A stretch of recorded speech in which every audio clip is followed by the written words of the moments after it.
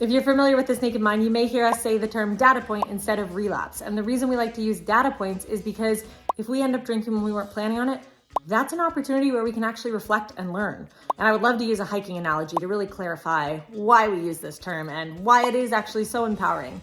So I compare it to hiking. When I started hiking, I was like, yeah, I'd love to go. When my friend asked me, I'll put on my running shoes and let's head up the hill. And she was like, well, do you want spikes and poles? And I was like, that seems pretty intense, but sure. Because she'd hiked for years, I thought, okay. The same way at This Naked Mind, being part of this community, there's people who are just starting out their journey and there's people who are farther along. So those people who are farther along might say, oh my gosh, I went through the exact same thing. Here's what really helped me. The same way that when she said spikes and poles, I was like, yeah, sure. And thank goodness I did, because it helped with my balance. It helped me get up that hill. Did I fall while I was hiking? I sure did. I sure did.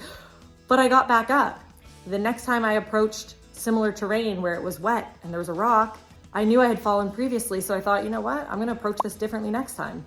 The same way that when we reflect on our data points, we can look and respond differently next time around. At no point in time was it, oh, Haley, you should have known better. It was, oh, okay, get back up, let's keep going.